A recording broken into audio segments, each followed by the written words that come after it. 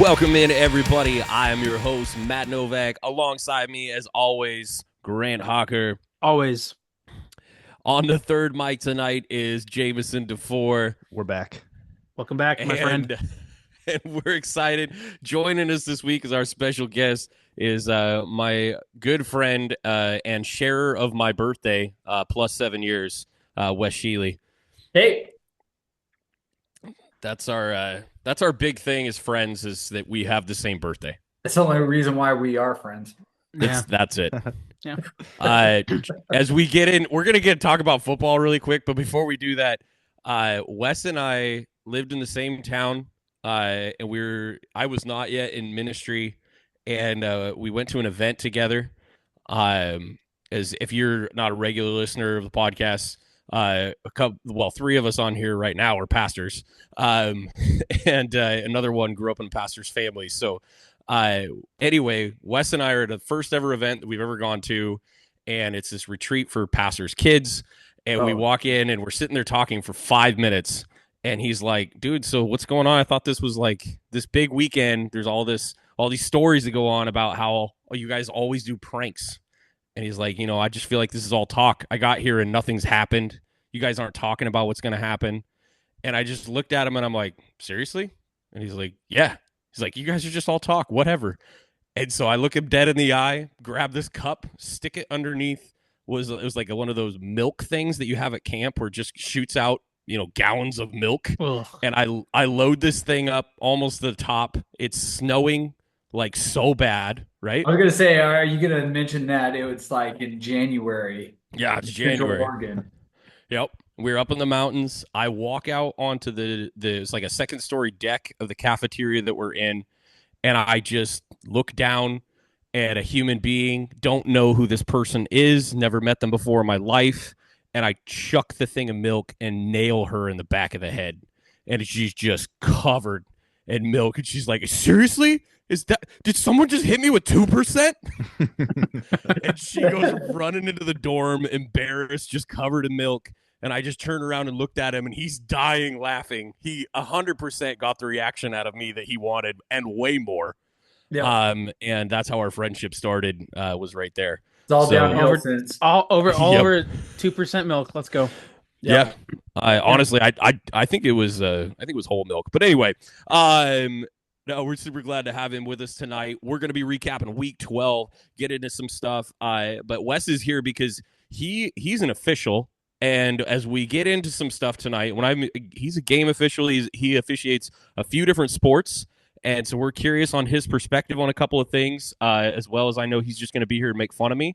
So we'll get down to those specific things a little bit, but we want to recap this week, get into it, because we had an incredible week again in the NFL, as we do every week. I'm going to be honest. I feel like we've only ever come into this like once or twice and been like, what the heck was that? That was so boring.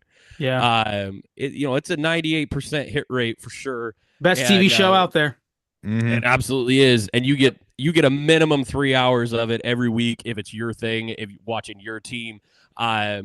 We had some weird stuff happen, though, too. We had some bad teams played some good football this week, claimed wins over some good teams, and snuck away with wins. A few snuck away with wins against better opponents. Offenses also went crazy this week. 10 of the 13 games that were played had at least one team with 29-plus points. That does not happen every week. I was trying to find if there was like a statistic to show it because it felt historic, but I had no way to figure out like how to search that question. But the Broncos had 29, but there's a lot of mid-20s, 26, 27s. But really I mean, close. 10 out of 13 is insane in terms of that. It is, and I think the nuttiest game by far, it hit up our group text, was an early game, Washington against Dallas. We didn't put this on the pick'em because we thought Washington was going to run away with it. Dallas sucks. Cooper Rush is not good at football, and we were pretty sure we knew how that was going to end. And as we're watching the stats build up over the game, we're like, uh-oh. And then the last like 3-4 minutes of the game, right? I know it was a 3-minute stretch, but multiple touchdown scores. Grant, walk us through the timeline on this, because the end of the fourth quarter was nuts. So this game was boring up until the fourth quarter. I believe the score at one point, like going into halftime, it was 3-3 at halftime. Fun. And then it was 10-9, at least with like 5 minutes left. But then, so some teams score, the Cowboys go down, they score. There was actually a lot of turnovers too that happened. Jane Daniels threw a bad pick. They got like kind of ripped out of his hands. There's like a fumble, all that kind of stuff. So what ended up happening was it was 3-3 halftime, 10-9 to start of the fourth quarter, and it was only 13-9 more than halfway through the fourth quarter. So what got things going was that there was a 99-yard kick return touchdown just after Jane Daniels had hit Zach Ertz to cut the Dallas lead to seemingly give Washington a chance for a comeback victory. So there's a 99 return touchdown. Turpin like bobbles it. And so right then and there, you're like, oh wow, that's not good. And then does this spin move and jukes the entirety of the Commanders. Like if you watch it in slow motion from the angle behind him, everybody you just see red and gold just slide past him, and he goes all the way down the field for a 9-yard touchdown. So that set them up to win this game. What ended up happening was the Commanders get the ball back with 33 seconds left in the game, down by touchdown. Jane Daniels hits Terry McLaurin for an 86-yard touchdown first play at their own 14-yard line. An 86-yard touchdown, one play. Cowboys just forget how to tackle. So they get down there, and Terry McLaurin just walks in. They're just like, maybe we'll tackle him. Who cares? So they had no timeouts, by the way. March it down, one play. Get it. And I'm like, what the heck? And then the kicker for the Commanders misses the extra point, the easy part. They missed the easy part. Austin Seibert, Yes. however you say that. Yes. His second one of the day, by the way. Yes, that was the second he one. went on that the missed. IR today, just for quick info on that. Yeah, he did. I actually had to pick him up because Young Hoku was on a bye, so I had to pick up him. So it was funny. That's what I picked. But anyway, so that happens. Unfortunately, pretty much game over. But then Commanders try to go for an onside kick, and then they return an onside. The Cowboys return an onside kick for a touchdown. Like it was the most random, ridiculous thing, and like a lot of. Honestly, it would have been better if they just took a knee to just, like went down, took a knee, called it. But I mean, when you get that double hop like that, he just took it and cleared it. We've seen maybe 2 or 3 onside kicks returned for touchdowns, maybe ever. Yeah. I think it was scripted, like WWE scripted. Oh man, you couldn't do a lot better than that. I mean, you really can't. And I mean, it made it way more interesting. 41 points were scored in the fourth quarter total. Yeah, this game was 13-9 halfway through. So in the last 8 minutes, we got 41 points, or not 41 points, but at least 30. Yeah, it was under 3 minutes. 3 touchdowns were scored, including the ones that you mentioned. And then at the end there, you see Jaden Daniels scrambling around one last time and throws an interception to the Cowboys on another hopeful Hail Mary. It's not like he can't do it. We've already seen him do it against the Bears this year. I mean, he was almost Superman again. Like literally, if the kicker just did his job, they would have went into overtime at least. With a chance to win it. But it was so much fun. It really was. But I think that game kind of highlights what happened this weekend overall in the NFL, because we had, again, bad teams playing their best ball, some of them getting wins. All of the Tennessee Titans, who I have pegged as the worst team in football. I might be wrong about that. It's a coin flip at this point between a few of them. But the Texans losing to them in a division matchup that they needed to really separate themselves out completely. If they would have won that game, division's on lock. It's done. I mean, there's a good chance basically have left little bit of an opportunity still for the Colts, just a little bit. But they had a really easy, their biggest gimme left on the schedule to be able to put that division away. We mentioned it last Thursday when we had to do our late episode because we were watching the Browns play the Steelers, but it was in Week 12, a play here. But the Browns winning 24-19 in that snow game. That was super fun to talk about, watch the end of while we were doing the podcast. But that was one we didn't see coming. That's a 3-win football team. At the bottom of their division right now, should not have won that game, but played really well. Nick Chubb looking like Nick Chubb And I know it was tough sledding quite literally out on the field, not to be punny about it, but you couldn't get passing games going, and Nick Chubb just manned up and took over that one. He's definitely the best running back on either team anyway. So, Sure. The conditions were just right, if you will, but you got to give a lot of credit to Jameis Winston running that one in like he did, leading the charge on a couple touchdown drives in that game, and just going full Jameis Winston. That was absolutely hilarious. Dude, is there a more banger line than the horses are prepared, but the victory comes from the Lord? Come on. Like, is there a more banger Jameis line? Winston. Like, this dude, he's my favorite. Dude, he better get a booth job when he retires. Like, dude, he's got to get one. Like, be on the sideline, be a sideline reporter. I don't know what it is. Everybody's going to agree with what I'm about to say. Give me this for the next 15 years. Jameis Winston and Marshawn Lynch talking about anything. Dude, I said that. I texted a friend needs that. to exist. Dude, are you kidding me? Yeah, I texted two friends that I'm like, Marshawn and Jameis. Like, Marshawn's doing this whole like Amazon Prime thing where he's like going to like different towns, like where the Thursday night games are happening, and doing whatever is like they give him. He went through like a haunted house, like when it was Halloween night, like they played that. I'm like, dude, put the two of them on a road trip. A road trip to the Super Bowl. Bro, I don't care. They can go to their least favorite place to eat food. Like, I don't care what they do. I just want to listen to the two of them talk. I want like a inside the NBA style show with them and like whatever other dude, have Ryan somebody as to moderate. He's a character. Yeah, have somebody moderate who panel. like is normal, for lack of a better word, and then Tom Brady, all these goons. Tom around Brady him. do it with Marshawn Lynch and Jameis Winston. I mean, if Peyton Manning didn't have his own thing going on, maybe they could host that as well. But if it was like Peyton Manning as like Ernie from inside the NBA, and then you have those guys. I don't know, guys. I think we need to go full chaos here. I'm not trying to plug anybody else's show, but like, if you let Pat McAfee have both of them at the same time, and Boston Connor is sitting at the end of that row, and Ty is mediating all the conversation for them, it would take up 3 hours of my day every day, dude, it's forever and ever. Would I have a new part-time job for 15 hours a week.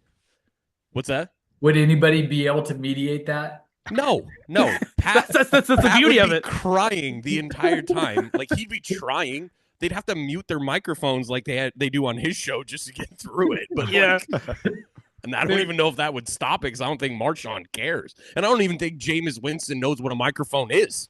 Or just throw another thing in there and just resurrect the John Madden bus and have them ride on a tour bus to every game. Dude, I love it, dude. I love it. I'm just for listening to that guy. I know Grant's been on this hype train for a little bit with Jameis Winston. I have found him annoying at times, but I gotta say, whatever joy that man has found by playing football in Cleveland, dude, it is exuding from him. His pregame mic'd up from last week was pretty spectacular. Yeah, dude. It's like I was FaceTiming my kid. I'm gonna need some snow today. Like what? Yep. Like it's just so random. I'm gonna get a Jameis Winston jersey. Legitimately, I'm gonna get I'm looking at him right now, and I'm tempted. I'm tempted to. I can get one from like an old team where it's not very expensive. Yeah, I was gonna say it's like $150 right now for his Browns jersey. No, but $65. Dude, I can get a Florida State one for $80 on Fanatics. Oh, let's go. I mean, you're an old school fan. That's stealing lobster, Jameis Winston. That is. That's that version of him. Yeah. So, dude, I know we can get stuck on this guy forever, and we kind of have, but I love him. He is a national treasure. Give him a show. Protect that man at all costs. At all costs. President Trump, give him some Secret Service agents. Yeah. I would also love to hear that conversation. But like legitimately do whatever you got to do. They need to win a Super Bowl in the next 4 years just so they go to the White House, and then you have whatever team is on. Just go be the backup for the Chiefs. Like, Can you imagine wherever. that guy? Oh. Dude, I just seriously, we've said this about Marshawn for a long time. I just didn't think he had an equal. I think he's met his match. I legitimately think those two be perfect. Oh, so good. Well, there were also some good teams doing what they needed to do this weekend for some ugly wins. We'll just get it out of the way. I got one sentence for this. Chiefs over Panthers on a last-second field goal, 30-27. All right, moving on. The Bears got another kick blocked. Ended up losing 30-27 to the Vikings in overtime. The Bears have lost 5 straight games, and 3 of them by 1 score on now a Hail Mary to Washington, as we mentioned before. A block kick to the Packers that literally ended the game. They had a block kick, by the way, this week in the second quarter. Yep. And then losing in overtime on a game-ending field goal to the Vikings. Those guys are just... it's all done. But the Vikings are looking real solid. I like that they were able to put up, 30 points. And people can knock it right now, but you go, oh, what was the Bears? Well, the Bears have been in all these games. Like, for the most part, they've had 2 blowout losses. One of the Cardinals.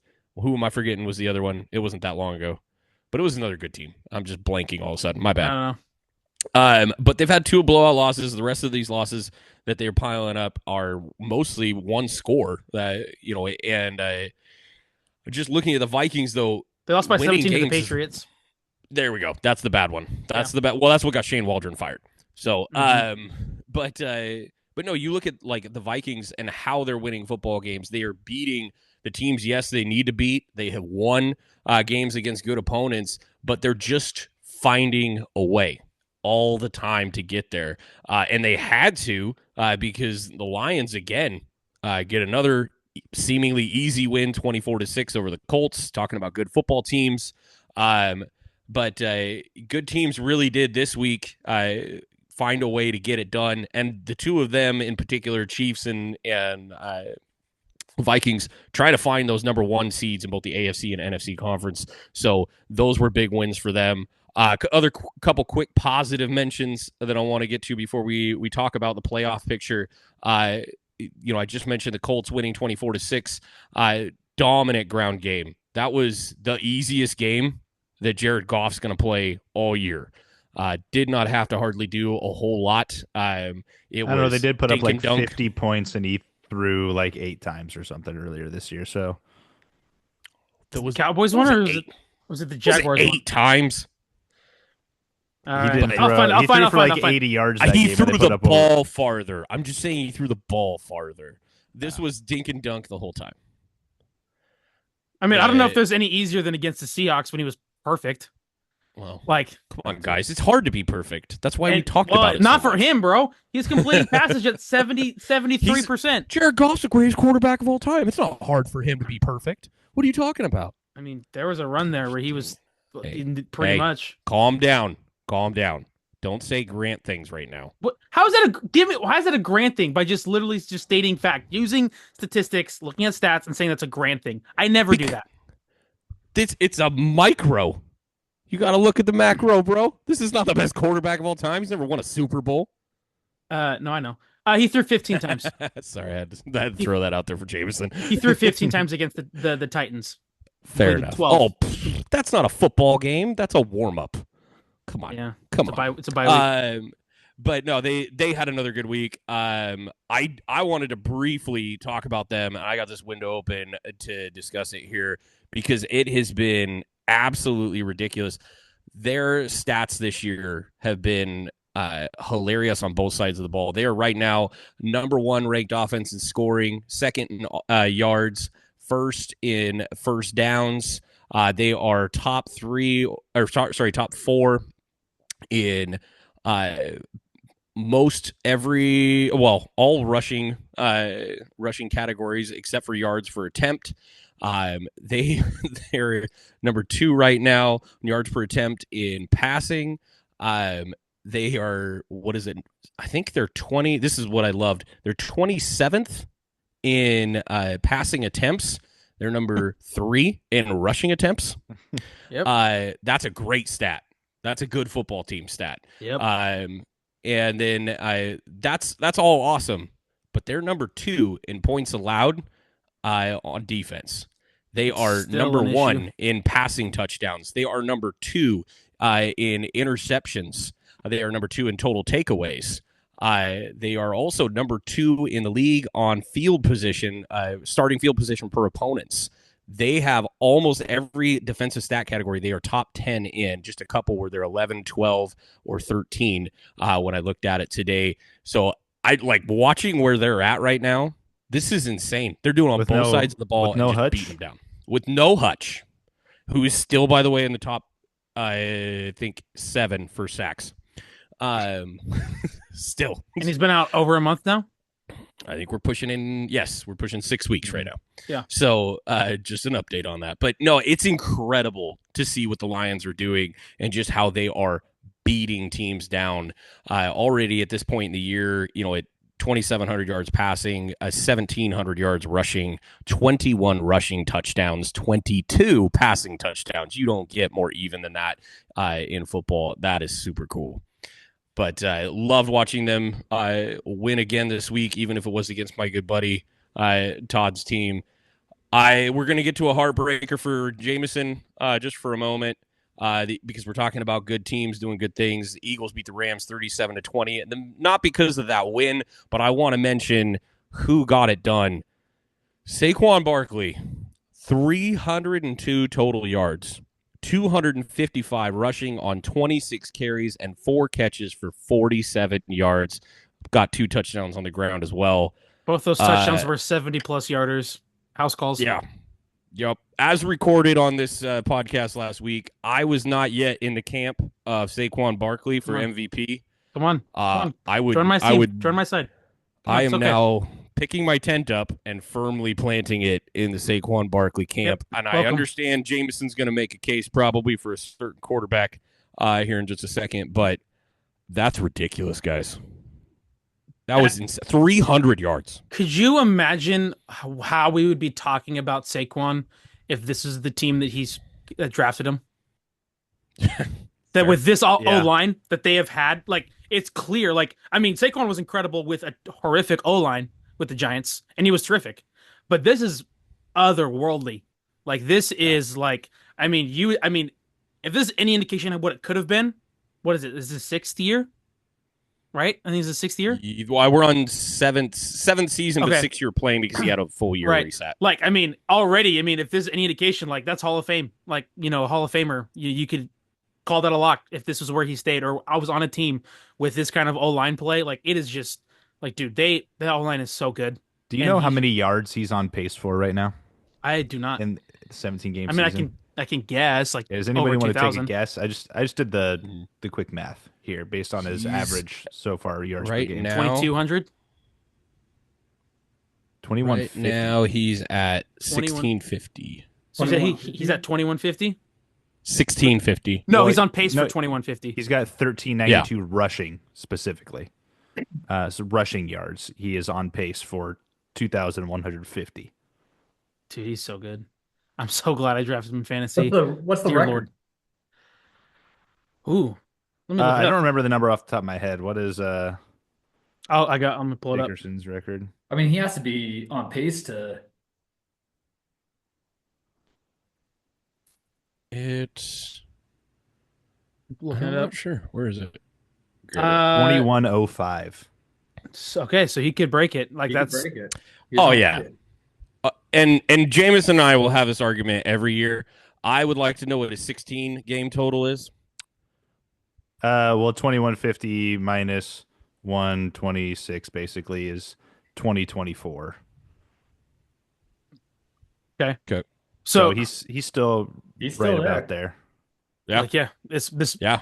But dude, at some point, bro, like, all these stats are gonna get broken. Like, yes. Because we're going to be at 20 games here soon, right? Like, that's going to happen. Like, at what point do we keep putting in these caveats, Matt? Honestly, and I feel this way about when we had 14 game seasons. Right. You need to just say the 14 game record is, the 16 game record is, the 17 game record is, because if you're going to keep adding all these things onto it, or you just do, you have your totals, but you have your yards per game average records, and that's going to give you the best representation of that. But it's also easier to average more yards a game when you're playing fewer games, so it's like to average more. That's fair. If you break the record and you also average more yards per game, like, to me, that's a pretty, like, fair way of saying, like, that's the definitive record. I totally agree. It's so easy with baseball because we've been playing 162 games for over 100 years. It's real easy. It's never, the NFL is wanting to make more money and keeps adding games. We know they're headed to an 18-game season. You literally heard Roger Goodell say it at the draft this year. We really want to get to President's Day weekend and give a second bye. That's what they want to do. I mean, maybe a second bye, but this is just so stupid. That's how they'll get it. They won't. You can't do 18 games unless the NFLPA. The NFLPA is not gonna. Yeah, they're not gonna let that happen. But Roger Goodell also wants to kill the preseason completely. That's also so freaking stupid. Like they need. Is it? Because most of the starters don't play. Those first 3 weeks are going to be even worse than they already are. Yeah, they're already terrible because half the teams don't do it, and so it's going to be even worse. I agree with you guys. I would rather a guy get hurt August 1st, like with his hamstring injury or whatever, than the third or fourth week of the preseason. But it's what the NFLPA is going to agree to. They're going to say, fine, if you want to make that much money, because the NFL doesn't make anything off the preseason. They don't make jack squat. They don't have a TV rights for it. It's all local.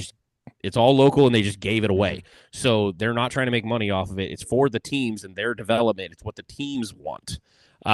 So once they get to this, though, the NFLPA is going to say, fine. And they're going to agree to it. If you listen to guys like George Kittle, if you listen to some of the quarterbacks, in particular, I think Trevor Lawrence has been, has spoken on it, especially, and said, hey, we would do it, but you can't make us play in August.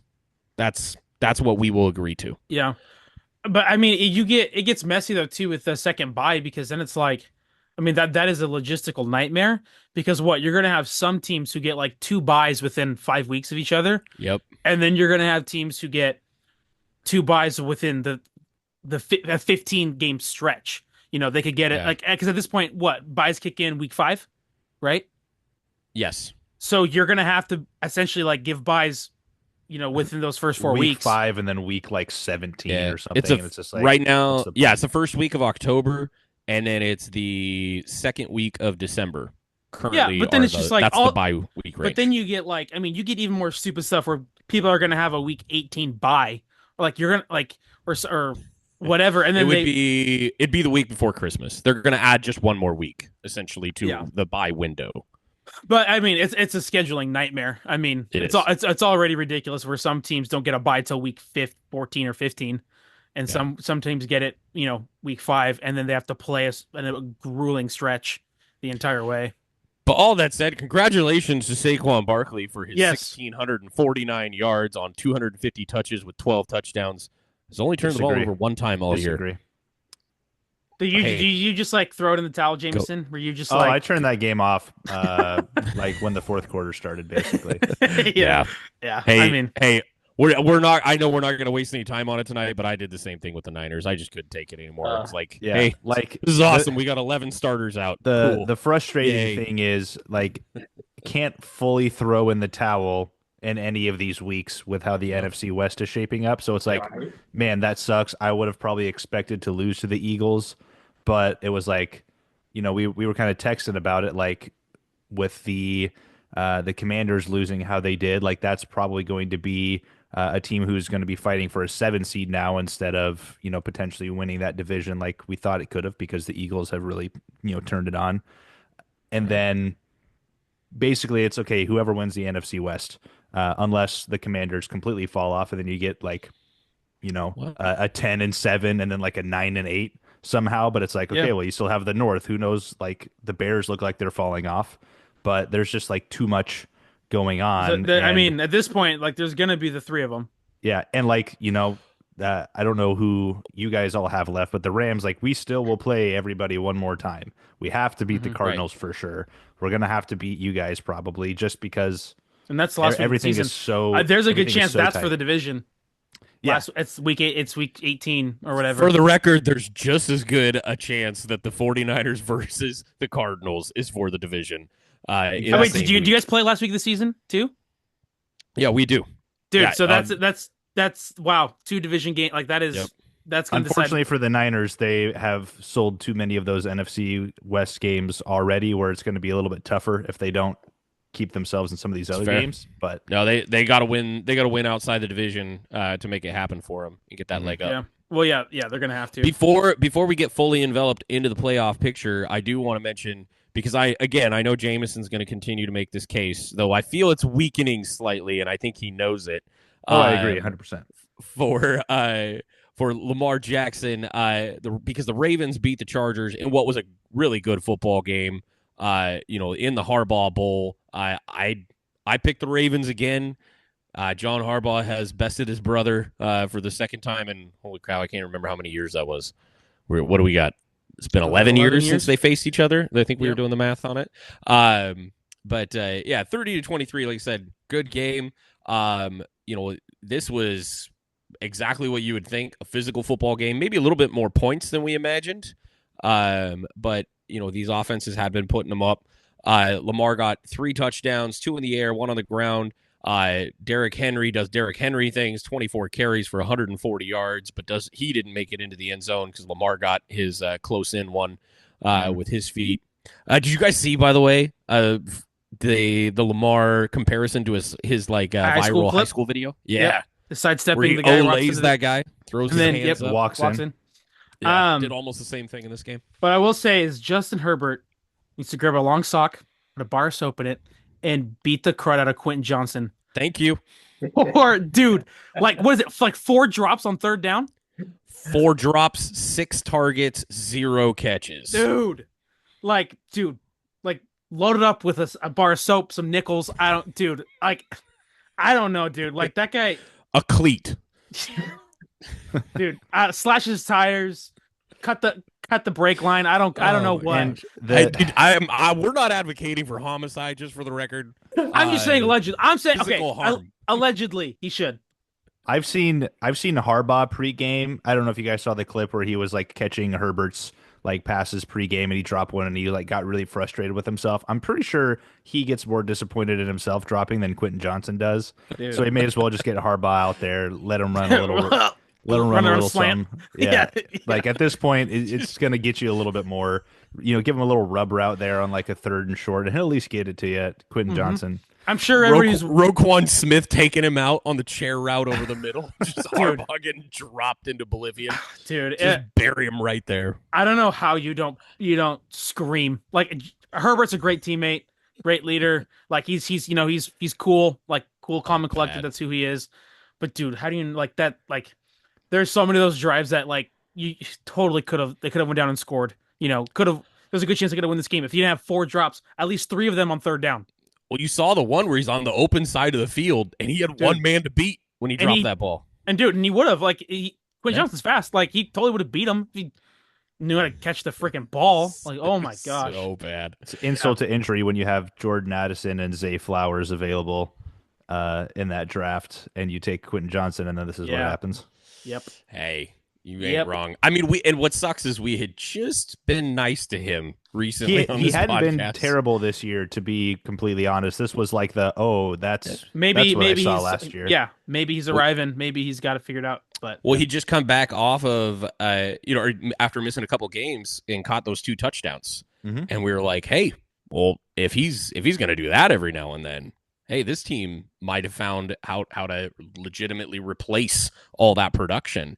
You just said it. He's going to do it now and then. Last week, talking about him and Disley being his main targets. By the way, I can't not mention that Dobbins went out of that game in the second quarter. That was a huge factor in that second half. So we'll watch that. Edwards coming in and getting a close-in touchdown was nice and everything, but they got to figure out how to move that ball. They just don't have that rotational depth, obviously, here. But, yeah, Quentin Johnson, that was a game to forget forever and ever. Yeah. So I want to get into the playoff picture. Speaking of – sorry. Before I do that, are you out then on Jackson? Are you coming over to the Saquon camp too? Oh, no. He's made it interesting, but the more I look at these numbers, I still have a hard time unless – something completely tanks, because Lamar right now is not only leading the league in passing yards, but he's 27-3 touchdown to interception ratio. Okay. Almost 118 passer rating, and that doesn't even count the rushing, which is rushing stats. At the beginning of the season, one of the big things was he's the first to be on pace for 4,000 passing and 1,000 rushing. And it's you can't not give that to a quarterback at that point. And he's certainly on pace for the 4,000 passing, but I think I just did the math. He was on pace for like 850 rushing, which is still obviously great. But if you also account for his rushing touchdowns, I was pulling up his rushing stats here. He only has 3 rushing touchdowns, but already has 30 touchdowns this season himself. And on top of that, again, just being like an elite passer. So to me, even with the Henry bump, Henry has 13 rushing touchdowns this year and is only 70 yards behind Saquon Barkley. So again, we were talking about, how do they split things up there? Does that maybe take away some votes? But to me, he's just been like, I don't want to say by far and away, because Joe Burrow also is like 27 touchdowns to 4 picks, but obviously a much worse team. But I would say as far as like winning quarterbacks, he's by far and away like the best quarterback statistically. He still does his thing on the ground. But you have a game like that for Barkley. That's kind of the game where it might change the tide over the last several weeks. Dude, so it's something to watch for yards. Sure. To me, it really determines if he can put himself like some distance between Derrick Henry, then that tells me a lot, because again, you might have guys like Lamar and Derrick Henry splitting votes on that team. But that also tells me that that offense is so good that you can have the quarterback maybe be an MVP. You can have a running back who has almost the same stats as the running back who's supposed to be the MVP. So he needs to make some distance for me to have that be a little bit more comfortable. But also if the Eagles, let's say the Eagles run the table, I haven't looked at their schedule, but if they somehow ran the table or went 14-3, they're 8-2 right now, I believe. Like that's a little bit different. They're 9-2. Yeah, they just after that last game. I blocked it out of my head, so That's fair. That's fair. But if they more or less can run the table and maybe even make things interesting with the Lions at the end of the season, like that, I think they're going to win by Saquon Barkley, and I think the Ravens are going to win by Lamar, but you still have Derrick Henry there doing a lot of damage. So it's tough, but I'm still leaning Lamar. Is this not though maybe the Barkley wins MVP instead of Jordan, just because they're like, all right, Jordan, Jordan's Jordan, but we're just gonna give it to someone else this year. Like with how often, I think he has to take the rushing. If he makes that pace and rushes for 2150 and breaks the record by like over 100 yards, I don't see how you don't give it to him unless Lamar also does the 4,000, 1,000 thing and just really goes on a tear here. Total. Yeah. It's going to be really close. But I think the disparity with like quarterbacks getting MVP nods now versus running backs getting MVP nods, they just get offensive player. It's not going to be as similar as the MJ thing. Sure. But again, these last several weeks are really going to tell what that's like. But I still personally have a hard time with Lamar not throwing interceptions and doing a lot of damage. Still running the ball, even if it's not as effective as he's like averaging 50 a game. But I mean, he's supplemented that with you being also an elite passer now. Yeah, but a lot of that is also Derrick Henry has, again, like over 1,300 rushing yards and 13 rushing touchdowns. So it's just like there's not a whole lot of room for him to get there, and he still could get 1,000 rushing yards, which is just, to me, crazy. I would feel pretty good about stamping Saquon as the offensive player of the year right now.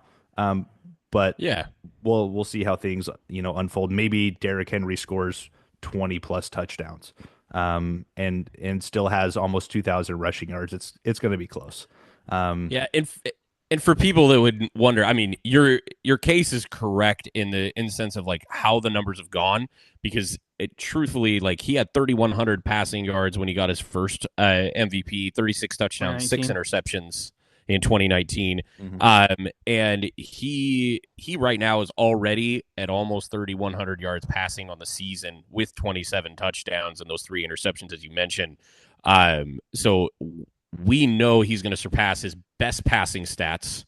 Mm-hmm. He's possibly going to get close here on his rushing. I think his highest rushing was actually 1,200 yards the year after he got his MVP. But you look at this and go, yeah, I mean, if he can get, let's say he gets 6 rushing touchdowns and he's in that 850, that'd be his second highest rushing touchdown number. That'd be his third highest rushing yards, and by far and away, this is going to be his most passing yards should he stay healthy and make it through the rest of the season, obviously. And he'll clip that 4,000 for sure, and which would be his first time in the 4,000 club. So I get why everybody's in that camp, but gosh darn it, give me a couple more games from Saquon, and this conversation doesn't just heat up. It's going to be a contested debate as we do some holiday dinners together here in the next month or so, all across this country. I think that's going to be wildly contested all over the place, but pumped for what's going on with both those guys because it's never boring to watch. Well, something that you're missing with this conversation. We're getting into that playoff pictures. We've already discussed it tonight. Matt, yeah. Something that you're missing in this conversation is that both of these guys have to have the ball given to them. Sorry. Hold on. So where's the center? Like, give the credit to the center getting the ball off. Let's look at those stats. I'm just joking. It's fair. Yeah, snap completion percentage is at 100% this year. I mean, you can talk about offensive line, the running back, the quarterback. Dude, a kicker won MVP one year, dude. Like in the third, like way back in the day, a kicker won MVP. Kickers aren't winning MVP this year. I can tell you that much. No. Yeah. Dear Lord, no. But no, I mean, personally, I'm just tired of seeing quarterbacks win all the time. I know that's what it's turned into, but hashtag MVP center. I'm just saying. Mm-hmm. Mm-hmm. Yeah. Yep. So. Just saying. Jason, if it was Jason Kelce year, I mean, maybe, I mean, best ever do it, probably, that position. That's a good conversation, but not for this podcast. We want to get into that playoff picture discussion. What 5-win teams on the outside of the top 7 in each conference are cooked and out of the playoffs? Because if you look at the picture, if you look at the picture right now, I'll give you the 1 through 7 on the NFC side. Let's start over there. On the AFC side, let's start over there.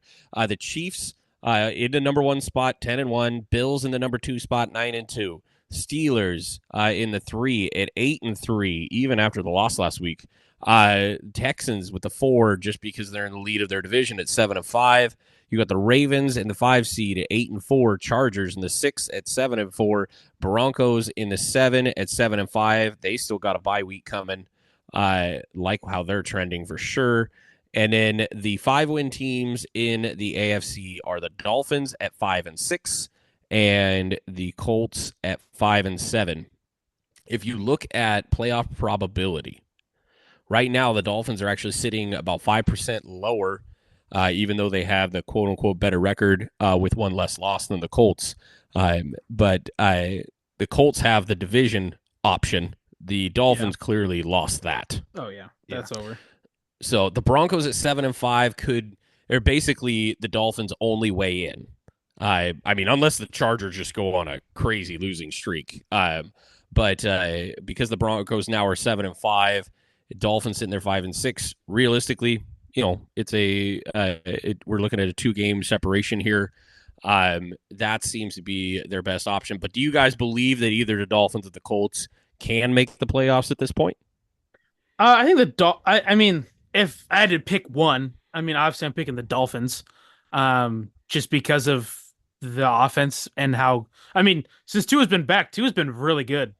Like in his last 2 games, I think he's thrown 7 touchdowns. Like Tua's been legit. Like he's been good. Even though his brain is probably melting and leaking out of his ear. His brains are my Thanksgiving mashed potatoes I'll be having in a couple days. Yeah.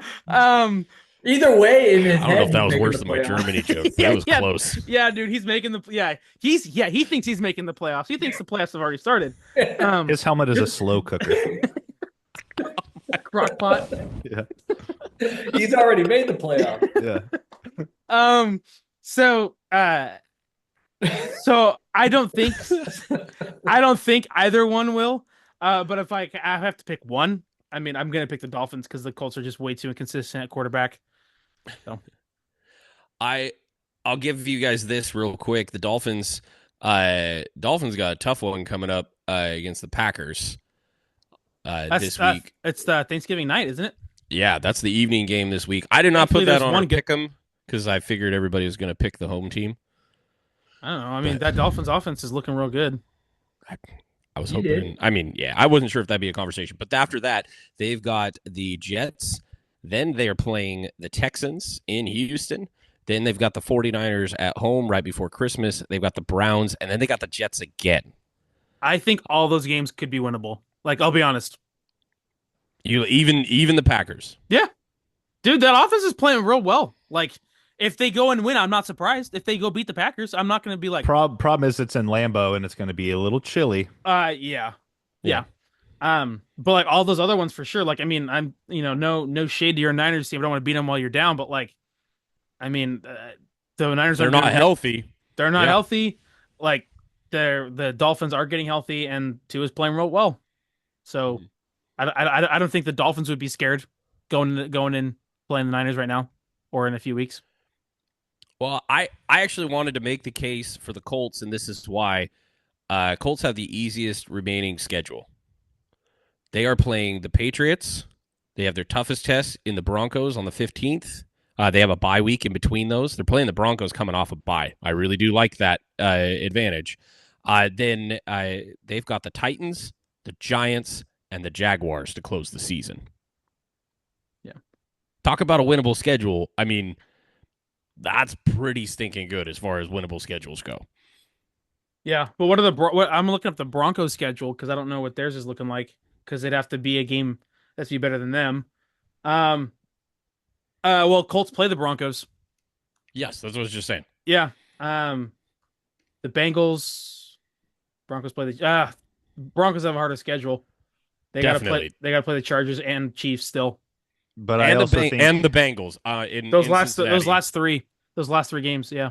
I would think that the top 7 that we have now, I feel pretty confident is the top 7 we're going to have at the end of the season. And for me, like, I don't disagree that the Colts having that easy schedule is pretty favorable for them. But I also think that there's a level of variability at quarterback there that I can't quite trust yet, that I would maybe trust a little bit more in the Dolphins, that I would obviously ultimately trust a little bit more in like the Broncos right now, just kind of maintaining where they're at and not falling to a point where they're out of the playoffs. I also think that, again, Miami is obviously going to have to sneak in at a 7 seed, and I think there are just too many things that are too packed. I don't really have faith in the Bengals either, but like I would expect the Bengals to not completely blow out their season until the last couple weeks, because if they win this coming week and they're 5-7, it's like, okay, well, we'll see. Maybe there's a logjam here, and then maybe the Colts lose. Okay, now the Colts are 5-7. Cincinnati could win and be 5-7, and now it's like, oh, well, there's that. But I don't feel too good about either one of those. If I had to pick one, though, I would maybe pick the Dolphins. But they obviously have no chance of getting in any other way besides getting to that 7 seed. So, well, I'll pitch just the last end of this. The Texans, in the reverse of the Colts here, Texans have one of the hardest remaining schedules. So they now this week they have to play in Clowntown, which we know in that division there's some weird juju that is on Jacksonville. I don't understand why. It's the dumbest thing ever. Yeah. The Colts, obviously, it is a curse. But for the rest of the division, it has been difficult down there. That said, I understand it's the Jaguars. But next week, again, the Dolphins are playing the Texans. Then the Texans are traveling to Kansas City. Then they're hosting the Ravens. And they finished out with a gimme against the Titans last week of the season. They could literally be fighting for their lives, and the Titans could do the funniest thing ever and kick them out of the playoffs. Play spoiler. All of the Lions via the Packers 2 years ago. But I mean, that's a tough run, dude. That Dolphins, Chiefs, Texans in consecutive weeks. And by the way, they're playing those 3 games, and we all hate this, in 10 days. Dude, that's the worst, man. Because they're playing the 15th, the 21st, and then they get the Christmas game. They're doing that weird Saturday thing where they're playing the Chiefs on Saturday at 10 o'clock in the morning our time, noon theirs, and then they got to play on Christmas Day 4 days later. That's rough to go Chiefs Ravens. I think that's just 0-2 right now. I think one of their saving graces right now is the fact that they are 3-1 in the division, and the Colts, who might be contending, are 1-3 in the division. Good call. The Colts have to go and actually take a game and get up a game despite that difficult schedule for Houston, which I think is going to be kind of tough. Again, just given that up and down quarterback play, it's very boom or bust still. Yeah. And so you really have to lock in. You can't hope for, we're both, 10-7 or whatever the case might be. Like the Colts might have to win 11 games this year to get in there because of that tiebreaker, which is going to be tough. Yeah, sure. No, you're not wrong. I mean, if the Texans are only able to go through and only lose, what is that, one game then? It's from finality to their season for sure, just because of the tiebreakers. But I don't disagree with you either, man. I think the 7 we got is the 7 we're going to end up with. So I think that makes a lot of sense. Moving over to the NFC side, keep it rolling. We've got in the 1 seed the aforementioned Lions, who are just beating the snot out of everybody. Then at 10-1, the Eagles at 9-2 with this number 2 seed knocking on the door. Just keep playing good football. Hey Matt, who's number 3? Who's number 3 seed? 3 seed is getting skipped because Grant's a jerk. That's somebody that's currently in first place in the NFC West. Let's go. Number 4 is the Falcons at 6-5 in the NFC South. I was going to say the Seahawks, by the way, earlier, not for the thing that you were talking about. I was just going to mention them, but you were being a butt. Number 5, the Vikings at 9-2 because they are in second place in a very good division. And number 6, speaking of doing really good in a good division, the Packers in that same at 8-3. Got the 6 seed, and then the Commanders right now in the 7 seed at 7-5. Behind them, starting at 8, is the Cardinals at 6-5. Then you've got 3 5-6 teams in the Bucs, the Rams, and the 49ers still in contention right now in the NFC. So, I mean, we cooked the Dolphins and the Colts, who basically said, "Hey, yeah, probably not, not." But do we feel any better about any of these teams? This is a 2-game gap between the Commanders and the teams in the 9, 10, and 11. Do we feel good about any of these guys, or do we feel like everybody's cooked and we got our 7? So, I mean, this is not to rub it in or anything like that, but I do think the Niners are cooked just because of their remaining schedule is insane. You play the Bills this Sunday, and then you play the Lions still. And then in the division, you still have to play the Cardinals and Rams, who have both beat you. And I would contend that we gave them those wins. Sure. Horrible fourth quarter play. Sure. Sure. That you were beaten by. You're beaten by them. Fair enough. So like I don't go in thinking like all those are games, and I think even with the Rams one, you guys kind of gave it away. But I mean, you're missing Christian McCaffrey, but you weren't dealing with as many injuries as you kind of are now. If you didn't see that 4-play stretch where we handed them the win. I saw it. But I don't think. I just think the Niners and the Bucs are 2 teams that are absolutely done. And then with the Rams and Cardinals, I mean, there's still so many. The Cardinals have a lot of division games left to play still. But they have 3 still to play. We have 2 to play. I got to push back pretty hard on the Bucs. They have a 54% chance to win, and it's because of the division. But but they have to get games better than the Falcons because the Falcons on the tiebreaker. Correct, but remember they're only 1 game behind. Only 1 game behind. And also, I just want to say about the Bucs, don't forget that the Lions and the Eagles both have losses to them this season. Like you go back and look at the way the Bucs played early. Man, if they can just get back to it. I don't know. I mean, yeah, the Falcons play the Chargers and the Vikings in the next 2 weeks, Yep.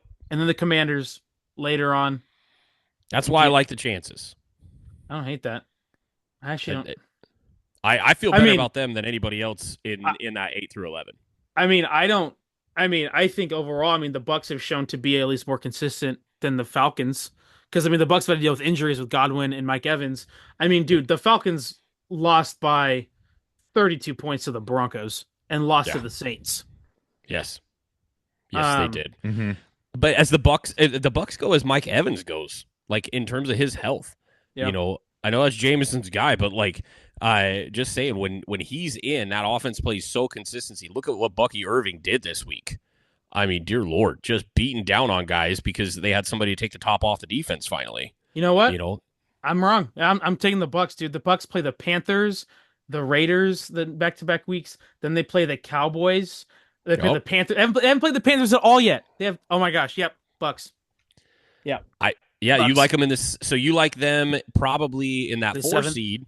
Oh yeah, the 4 seed. Probably in the 4 because you want them for the division. Yeah. And that to me makes the most sense here. Obviously, they got 2 games to catch the Commanders, where they just got 1 on the Falcons. Yeah, I will say the Falcons, they do have the Chargers, they do have the Vikings, but if they can take one of those games, they do have Raiders, Giants, Commanders, Panthers to finish the season.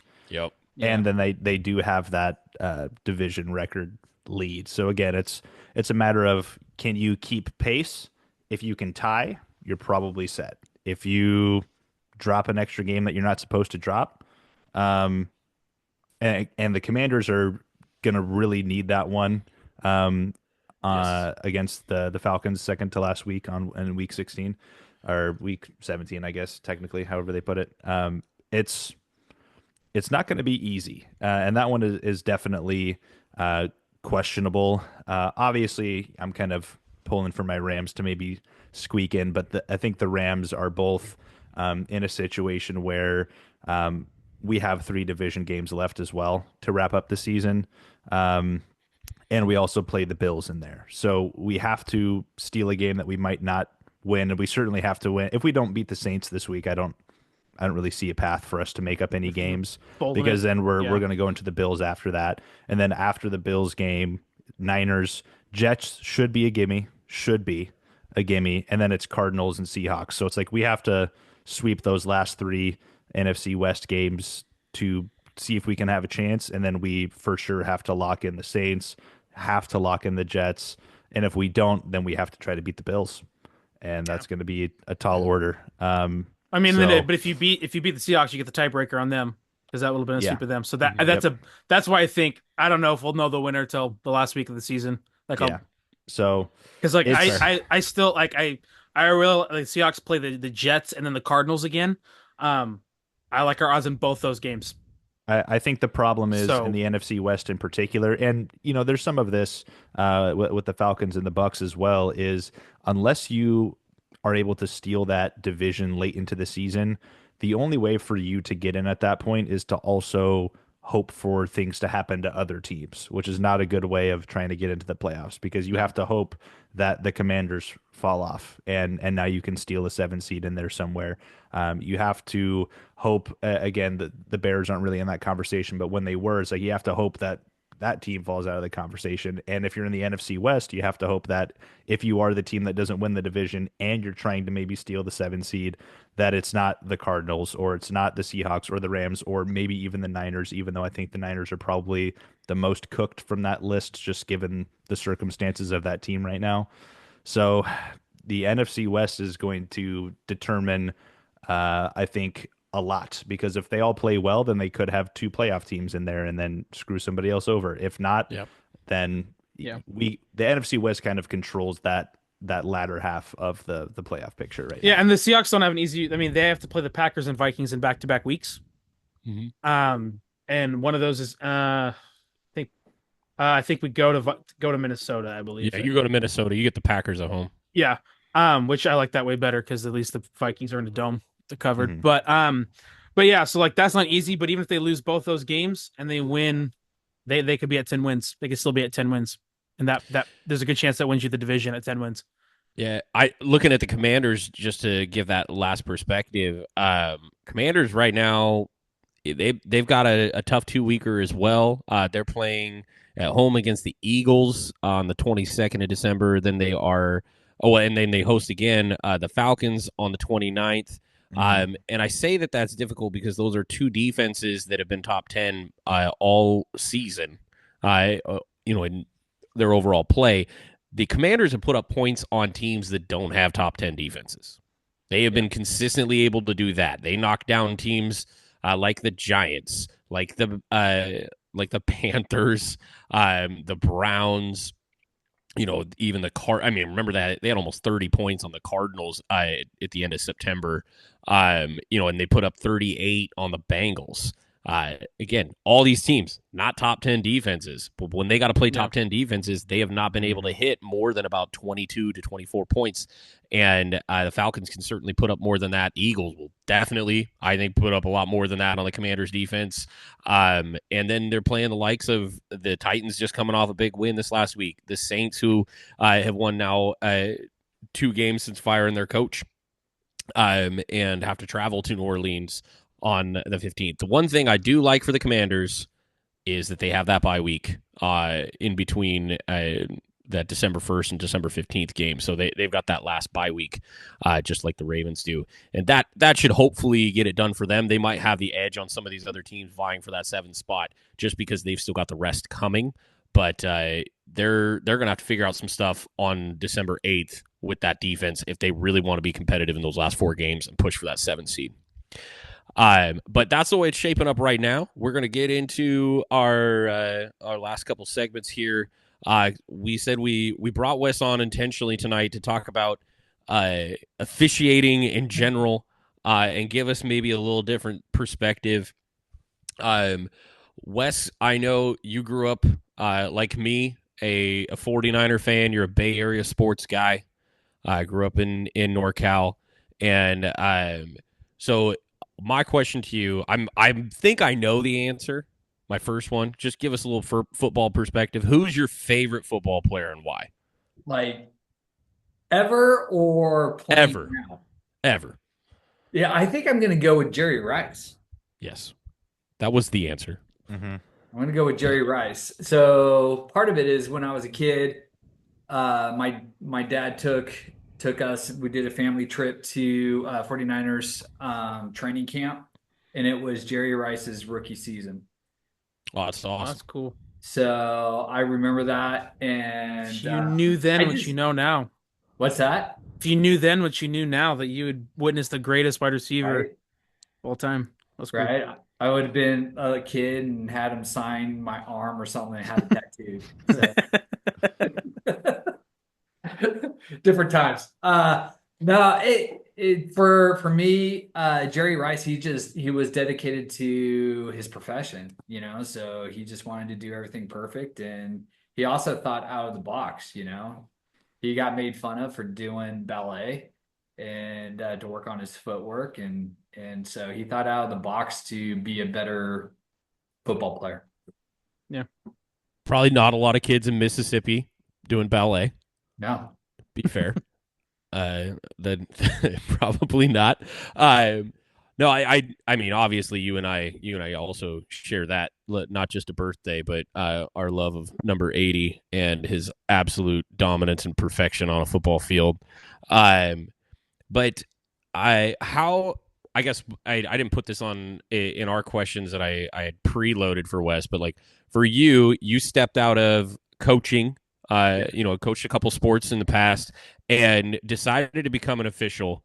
Why in the world would you want to be a zebra and get yelled at and made fun of, dude, and have your integrity questioned on a daily basis and have Karens lining at the door when you try and leave a gym or a field?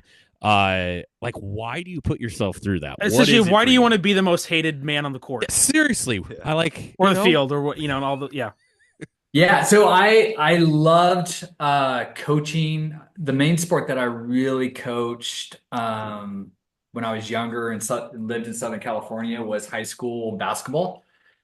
Loved coaching. I loved the relationship with the players and stuff like that. When I got into officiating, there's more freedom in your schedule, in creating your schedule to officiate, and it pays better. Thanks. I mean, it should. I'm gonna be honest with you. Like, I It see. doesn't pay well, but it pays better than coaching. Yeah, and definitely on the on the very amateur level for certain it does.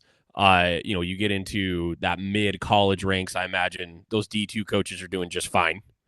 D3s are D2, probably yeah, making it okay depending on the program, right? yeah, But D2 and up is doing really good. yep. I have thought about this before. I was like, man, why the discrepancy between when you watch like a football game and you see a $10 million, like LSU Tigers, head coach standing next to a dude that's making, not a bad salary. Don't get me wrong. D1 refs are doing just fine, and usually this is their second job, as we know on their show. Like they all have full-time gigs and they do this on the weekends and do their training and whatnot throughout the year. But like when you see that guy standing next to somebody who's making 150K, just reaming into him, like I feel like we should balance the scales a little bit. I'm sure you feel the same way.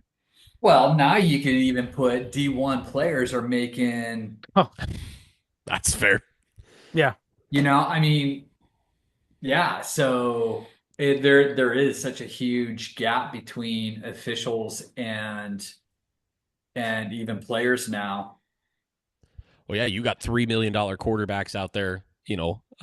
This next year likely to be. I think there's an NIL that's saying they're going to put out 6.1 for a quarterback in college football this next year. That's crazy. I know a freshman D1 basketball player. This year, his NIL is 100,000 a year, and he's only playing. He's maybe played 8 minutes this season so far. Jeez. That's the job I want, dude. What the heck? I will sit on the bench for 100K. Dude, I'll post up with my camp chair and a fire and s'mores. You kidding me? I'd own that bench. Dude, I'll wash the towels after the game. yeah, dude. I'll be the water boy. I'll run Gatorade to him. Yeah. All your sweaty gear goes right here, guys. Like, come on. Yeah. Dang, man. Well, that's crazy. On the end of like thinking through officiating, and we as fans constantly, and this podcast is no stranger to it. We come on here every week and we know how much money. I mean, the NFL's made it public. They've said this is how much we're spending on all of our technologies to improve our officiating. This is how much we spend on training for our officials. And, we still see, even at the highest levels, officiating seems to be so difficult when it comes to consistency. It just for you in the everyday, what makes it so hard to be consistent? I know you don't have all that technology and all that stuff at your fingertips like the NFL gives their guys, but like what makes it difficult to be consistent? Well, I can speak on the college level, because I do women's college basketball up to the D3 level.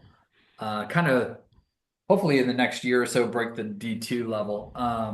But we do have technology so a lot of what we do as officials and why it's so hard to be consistent. I mean, that's what you're really asking, right? Why is it so hard for us officials to be consistent? Our crew is different every time, every game. So I may jump onto a court with two other partners working three-person officiating that I've never met before. Mm. So you're having to build your first meet and greet in the locker room.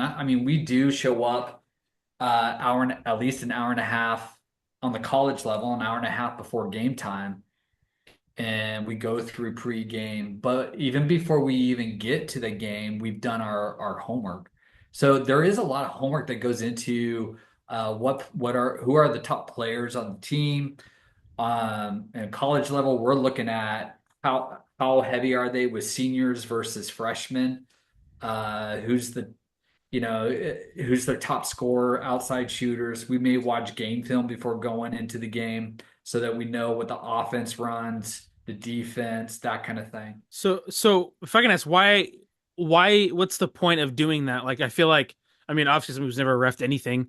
Why would you do that and not just show up on the court and just call the game as you see it? Why is it important to know those types of things?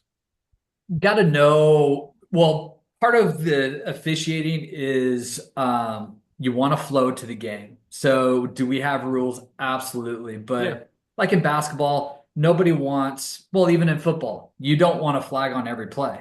Right. But you could probably throw a flag on every play. Yeah. Yeah. Yep. So, in officiating, we call it an art of officiating, which is you have the rules, but how do you function within the rules? And so once you start calling a certain way, so for me with basketball, if my crew, and we talk about this, if we go of a 50-50 block charge, in other words, there's a play, drive to the basket, defender's there, offensive player goes right to the defender, but it's a 50-50. Do we go block? Do we go charge? As soon as one person on our crew calls, let's say player control, it's a charge call, then we know for the rest of the game that 50-50 call is going to be a charge. So we try and be consistent in that. Right. But we aren't starting off in a basketball game. If we go 3.5 quarters and haven't called a hand check, and then all of a sudden we're starting to call hand checks late in the game. Gonna tick off the players. Right. Coaches just want consistency. So a lot of times as a fan, I will be the first one to say, like, you can see better from the stands and you can see better from home than what the referees can see from the field. Yeah. You can see in a basketball game, you can see better in the stands than what we do on the basketball court because we have bodies in front of us. So there are things that happen that we are not in a good position to see it. So part of officiating that we constantly are working on and talking about, and what we do in our post game when we watch film, if we have a bad call or miss a call, the first thing that we break down is how do we like our position? Because if we missed a call, it's probably because our position is wrong. So how do we correct it in the future? So those are the things that we constantly are working on, constantly critiquing. And you think that you're hard on us? Like when we watch film, I mean, we're critiquing how we look when we run. Sure. Yeah, sure. I mean, we're critiquing on, like in the basketball, if I have my hand up like this, or is it straight? Like, is it here or am I just kind of weak? We're critiquing everything. So, but our eyes are watching something completely different than what coaches are watching, what players are watching, what the fans are watching. So in basketball, I could say we are taught and we have to train ourselves to not ball watch. Everybody ball watches except for hopefully the 3 officials on the court or 2 officials on the basketball court, because we're supposed to ref the defense first. So in every sport, you have to train almost different than what a spectator will watch. Yeah, or even untrained, right? If you've been a fan for so long. Oh, right? Man, it's simple. That's why, the perfect storm is the younger age group with newer coaches and referees that are still trying to figure out how to referee. Is the perfect storm, and parents who think all their kids are going to go D1. So no shortage of those. Have you found storm? So last Saturday, a buddy of mine tossed 2 5th grade parents in a girls tournament, like 5th grade girls, and you have to toss 2 parents. It's like, come on, it's but it's one of those, like, we train to referee the defense, and when our first question is, what did the defense do wrong? If the defense didn't do something wrong, did the offense do something wrong? Was there illegal contact? And if no, it's legal contact, because even in basketball, it's a contact sport. So just because there's contact doesn't mean that it's illegal contact. Right. Now, Jamison, what were you going to ask? Oh, I was just going to ask real quick. Have you found that changes how you like watch games when you're not officiating, where you're just like, oh my gosh, like what's going on over here? And now you're like, I've trained myself to not ball watch. I have to watch everything except what's actually happening, and now that's driving me insane.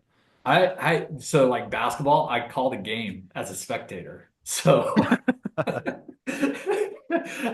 Yeah. watch, honestly, I watch the officials.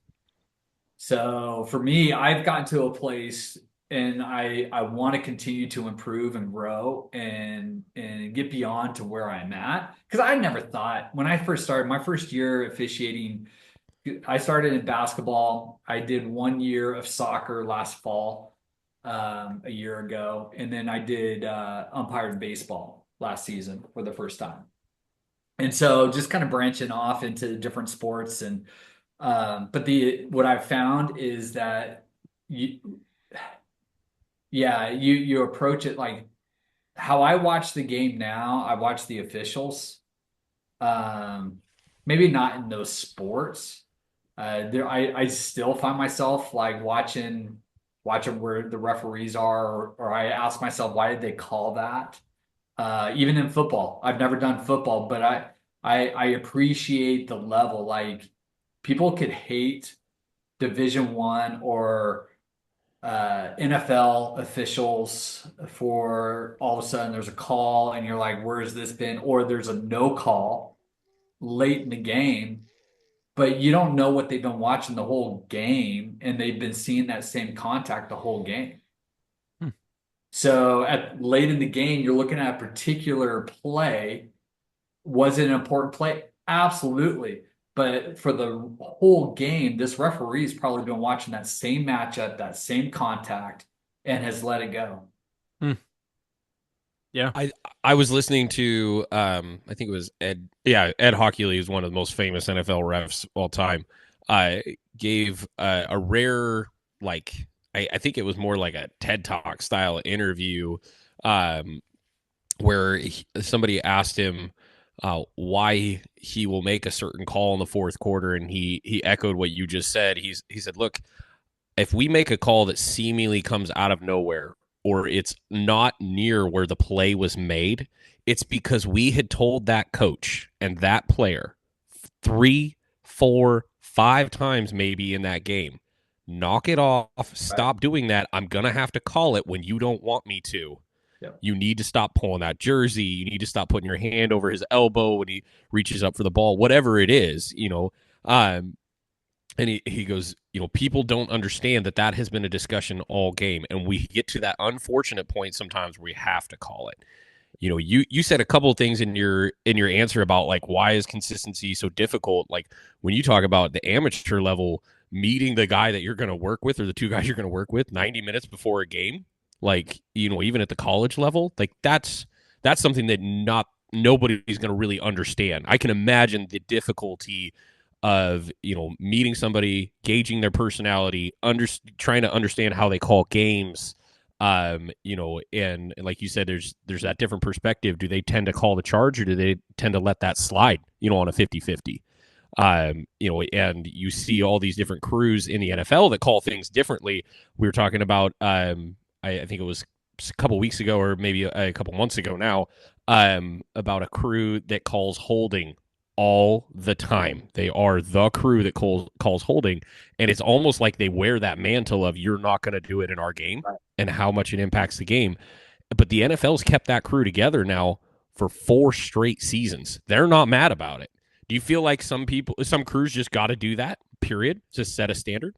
Well, I think that's the benefit when you have a crew that just kind of sticks together. Coaches know how to prepare their teams. So there are like the Division 2, Division 1, some of the assistant coaches, because they will get the names of the officials before the game. And Right. so when they start doing homework or they start recognizing the same name, they know what you're going to get as far as are they going to let physicality? Are they going to call a lot of hand checks? Are they going to call, you know, those are the kind of things that there's some head coaches that could care less. They're going to coach and that's their team and and they'll adapt in the game. And that's what really coaches want from the officials in that consistency. If you're going to call hand checks, or if you're going to call holding in a football game or pass interference, just be consistent, because then we could adapt.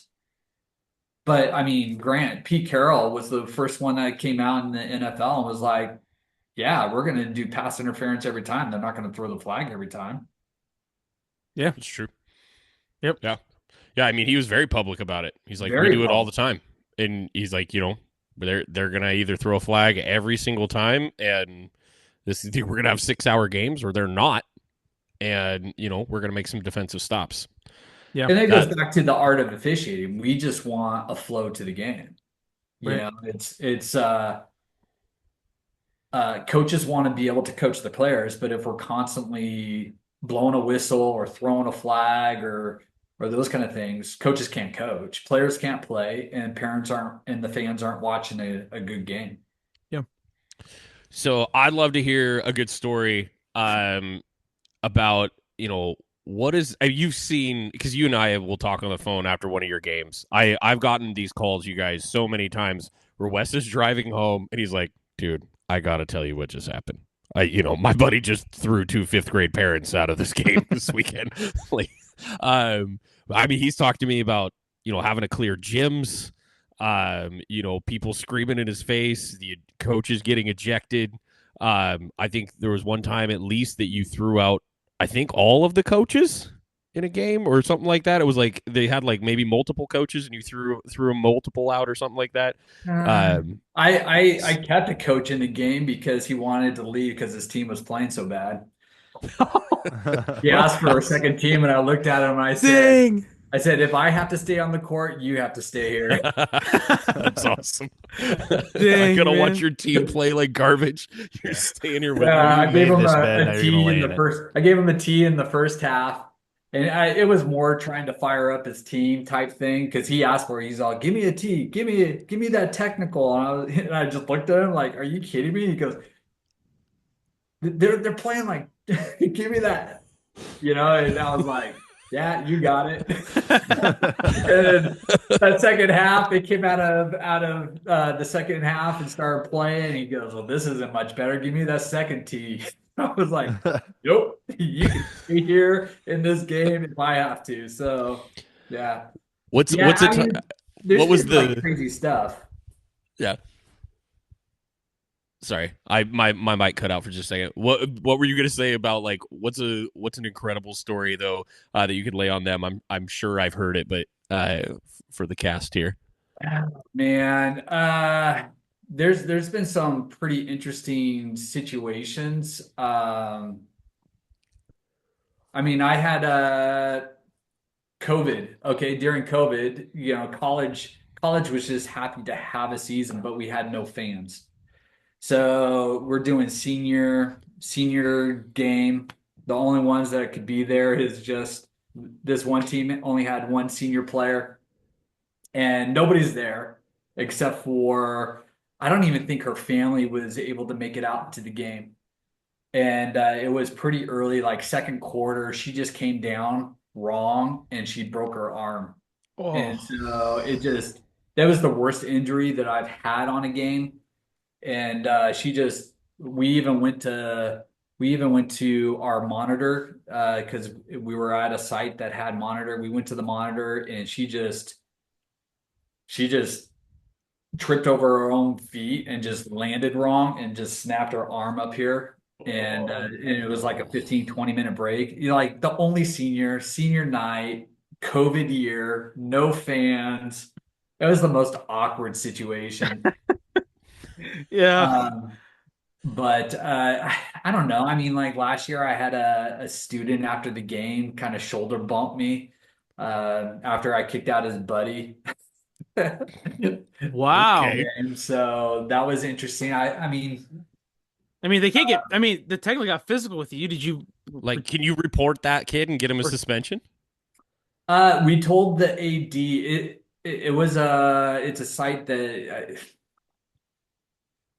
yeah, maybe it just needs to be better. So yeah, okay. I'm anxious to get there this year. Oh, so, okay. He's ready for that one. Yeah, I mean, I was new in this area where I'm at. It was my first season for high school down in this area, and so I didn't know the schools. I didn't know the coaches. Coaches didn't know me. So it's kind of a feeling out type thing. It's interesting. If a coach doesn't know who you are, they typically will try and jump on you and see what your limit is, Mm. and see how much they could get away with. And as a referee, you kind of have to figure out how your association or your area calls. Like, so we live here in Oregon. High school associations and coaches will say this. You guys played sports, and so when you go to different areas of the state, things are called a little bit different. Yep. Yeah. And that's probably the one thing that I could say in the women's side of college basketball, they are trying to do better is how do we do a training that our officials are trying to be consistent across the board. We know what our point of emphasis are before every season. We have our trainings, but it's the constant videos from our national coordinator that sends out to all of us that we have to watch if we want to be qualified for postseason stuff. Um, so we're constantly getting updated training. And I just wish that even on the state level that we constantly would get stuff like that, not just in our regional areas, because that way we're consistent across the board. Like this year in high school, we had the flop warning. Oh yeah. Mm. Wow. So it's made its way down. Well, yes, but we're not consistent with travel calls. Seems like a little reverse there. Like I feel like traveling should be more important. I mean I like it, but you're not going to be consistent even in your own area with who's giving out flop warnings and who's not, and so I love that you say the word flop and Jamison's mic lights up. So, okay, Wes, I do want to ask you, because you said it. On this show, we have always struggled with when there's a bad call, a no call in the NFL. We talk about it. And then we get reports about, interviews afterwards, reports, that kind of stuff about stuff like points of emphasis. I find that, again, if someone doesn't know that why is it like, oh, we're specifically going to look at these things, like when you said you said the exact thing, you get notifications and trainings for that stuff. Why don't you just call the game as is, as opposed to trying to, I don't know, it seems like you're forcing like a square into a circle hole or something like that. So point of emphasis every year, it's areas that are kind of getting out of control within the game, so trying to clean up the game. So in basketball right now at all levels, point of emphasis is sportsmanlike behavior, bench decorum. You could just look at, I mean, UConn yesterday and today, Hurley coach losing his mind. Yep. Mm-hmm. Like, and then losing his mind because he got a tee. Well, you literally flopped on the court. Yeah, that part like was a deserved. Dead fish. Yeah. Like, sure. Like that's the kind of stuff. It just does not belong. Mm-hmm. And you're even seeing it in the NBA right now, early in the season, some pretty ticky-tack technicals that in the past haven't been there. So we have the point of emphasis, like, let's get this out of the game, because if not, the rules are going to become harder. Like, I mean, this year in the NFL, like, I mean, I can't tell you how many illegal formation or illegal shift. Mother of God. Like, it's so clear that is something that they are, like, I swear you get like 4 a game, where I maybe got one every 5 games that I watched, in the past. Well, if you went back and watched every special teams play from the last 2 weeks, you're going to see holding called a bazillion times. It is ridiculous. The Niners had a run back with Debo to open the second half that went inside the 10-yard line, get called back all the way on the other side. You watch, I always forget how to say his name, Salbert, however you say Eric's name, the backup tight end for the Niners. He full-on picks a human being up and drops him and is just laughing his head off because he pancaked him so hard. And he gets up and he's like, that was a hold? They called it on him, and he's just like, he's getting high fives from his teammates and coaches, and then they call it all the way back. And Kyle Shanahan, which you don't see him do this a lot, throws the headset and goes after the first referee he can find. Yeah. And he's just going, that wasn't a penalty last week or I think ever before in football in the history of this game. And, it happened to the Niners the second time on a punt return in that game, just because that's on top of my head, mention it. But, like, you see those emphasis points come up, and clearly that's been an issue that they're watching on tape. It's not getting called before, so now we're going to start doing it here. And that's what you're saying. That's how you guys are reactive, is to your national coordinators or your regional coordinators sending you that stuff, and that's why we're seeing it take shape the way it does. Well, it just think NFL, like those referees, if they make a game, if they misuse a rule, or they screw up on something, okay, they risk losing one or two games. And when you're talking that, you're talking hundreds of thousands of dollars. Right. Who else? You're not going to get a player who purposely holds and prevents a touchdown or something like that. They're not getting fined $100,000, but referees are. To be fair, that's something that we don't talk about a lot, is that these guys who do make those calls get penalized the way that they do. We've definitely heard of it before. There's been some really big ones in those playoff moments. We're all thinking about one that affects our team right now, if we're being honest. Jamison might have the most egregious one attached to his team. But we're all thinking of one, but we don't think about that part of it near as often, because it's not public information. I mean, it's not public information, but if a referee at a pro level loses a game, because they will, because we lose it in college.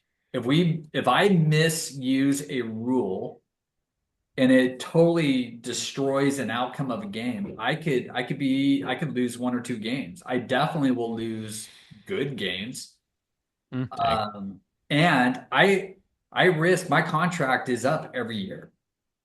So just because I work college this year doesn't mean I'm working college next year. Wow. Yeah. No, and that's good perspective for us too. I mean, we've seen a lot of these guys come and go. Every now and then you see a new guy all of a sudden wearing a white hat, looking at the camera, and you've never heard this person speak before.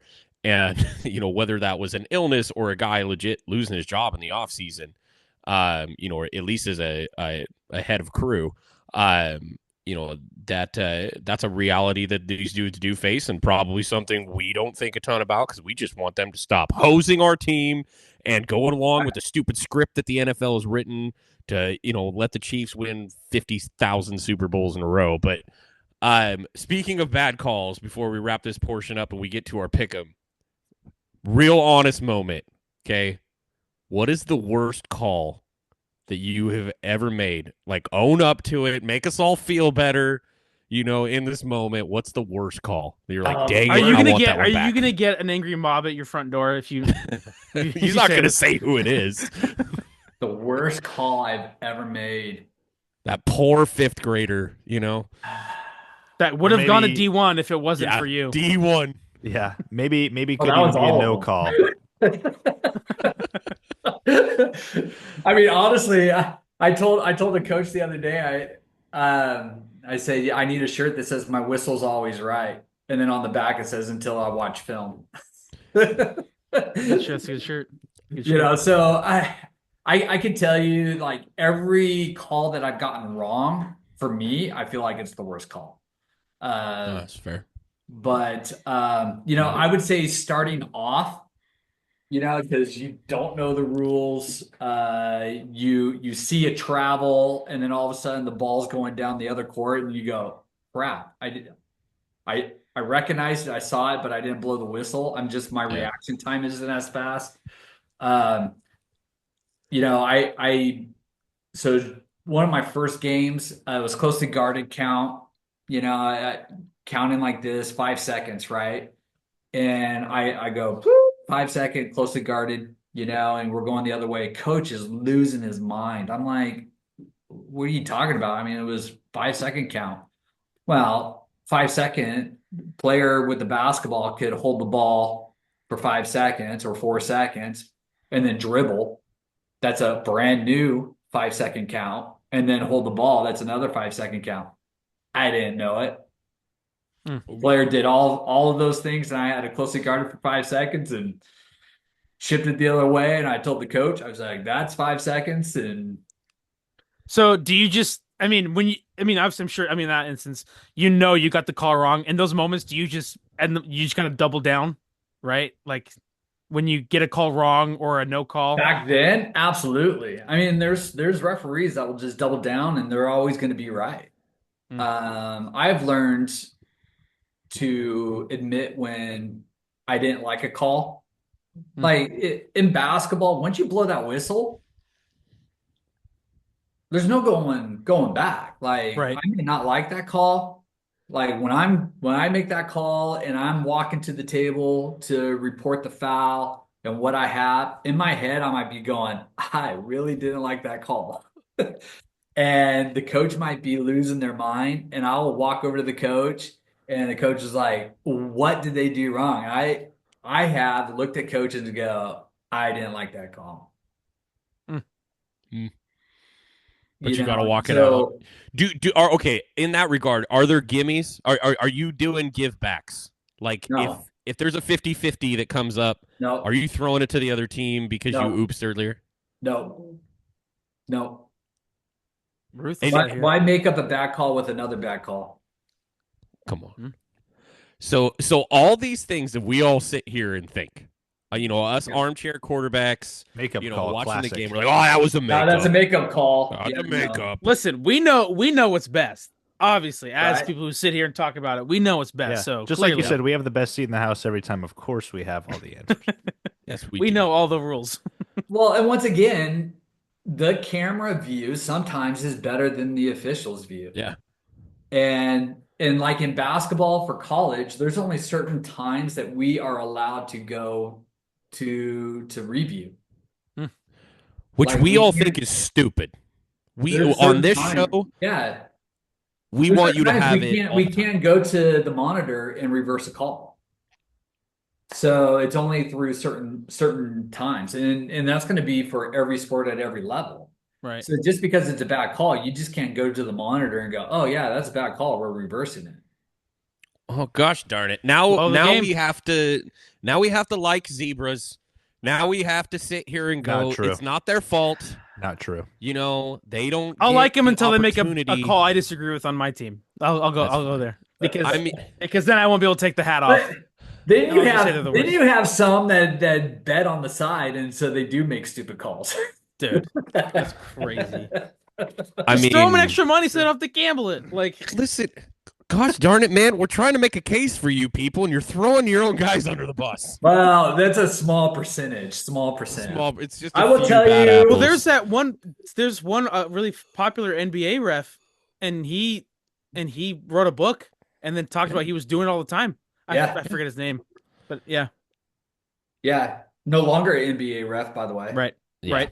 Yeah. He'd been out for quite a while. He wrote the book, so He wrote the book because he's not getting paid. What's the harm? That's right. Well, and I will tell you, I mean, you guys, like fans, I was the same way. You watch the game and you kind of stew on one play. Yep. You have D1 officials, okay, they'll spend an hour and a half to 2 hours after a game in the locker room, not just cooling down and all that stuff, but they're doing game reports. They're already looking at clips that were sent to them by evaluators. And so like at my level, if I'm the crew chief, I have a game report that I have to submit to my assigner and my trainer within 36 to 48 hours. And so we're rewatching film, we're clipping pertinent plays, we're things that happened in the game that maybe we missed. So we're constantly, just because a game is over for the fan we are still for weeks talking about it. My last question for you is legit. Do you think on the professional level that all refs should have to go to a camera, just like players and coaches are mandated by their organizations? You know, the Players Association, the Referees Association. Should they make it the standard that the crew chief or representative of the crew has to go up and take questions just like everybody else? Should that be mandated in professional sports? No. Why not? The Why union not? would never allow it. Because the questions would be, at what point would a referee get a positive question? I mean, that part of it's probably fair. When you laugh, that just says it all. I mean, yeah. There's my thing also would be, selfishly, as much as I would want that portion to be like, oh yeah, the ref is really just having to, take that one on the chin. Like, I also don't really want to know my referees like that. I want to know the crew, I want to know the name, but I don't want referees to all of a sudden have a personality attached to them, because then it's like, okay, well, who's running the show here? Like, that's my big issue with a lot of NBA games is you'll have certain refs. It's like they're just going to now say, this is my game. I'm going to call this incredibly soft tee, or I'm going to call this crazy foul. And now all of a sudden you're playing by my rules, and it's ref ball. Like, I feel like if you start opening that up, especially for football, and saying like, we're identifying like a certain umpire in baseball. Yeah, exactly. Like, as soon as you start. We have spent some time on this podcast talking about a certain. The witch is dead. Like, ding dong, right? The witch is dead. That one. It is never a good thing when you know a referee by name. Right. And so there's not like a good atmosphere, I think, for that to happen, and have it not just be, we're going to crap all over you now. Unless it's Ed Hockey. You just said because, it. A good game is a game that you hardly recognize the officials on the field. Mm-hmm. That's good. Yep. That's a good game. Yeah. And I could tell you that for the majority of officials in all sports, that is what we want. We don't want to determine the outcome, but sometimes we're put in the position that we have to. And it's not that we determine the outcome, that either the player did or the coach did. We do not want that as fans at all.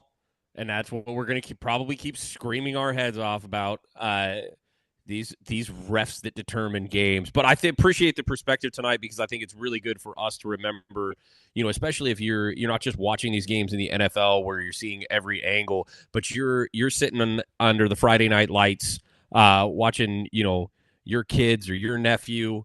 You're in a gym somewhere out in middle America, watching two rival towns that hate each other's guts, on Saturday night, trying to button down some defense and just lock in on each other and get that dub for the division win and the conference championship. It's good for all of us to hear the perspective and understand, like, hey, there's a lot in play here that we don't know about that goes on behind the scenes to prepare these guys for this. And I think it's really good to remember they aren't watching the view that we're watching. They don't have that elevated position. They're meeting each other 90 minutes before games. They are, constantly having to do a lot of extra homework. And they also all have jobs and lives. And this is extra in there for them. And we have life. We're humans. And that's when sometimes I wish that you could just turn the camera on the fans and the coaches and let them watch replays of themselves. I don't ever want that. Nope. Because not even a little bit. The way that sometimes we're yelled at, it's like, the worst officiating game I've ever had to officiate was the night that I found out that my mom was probably not going to make it through the night. And I refereed 2 JV games on the coast because there was no replacements.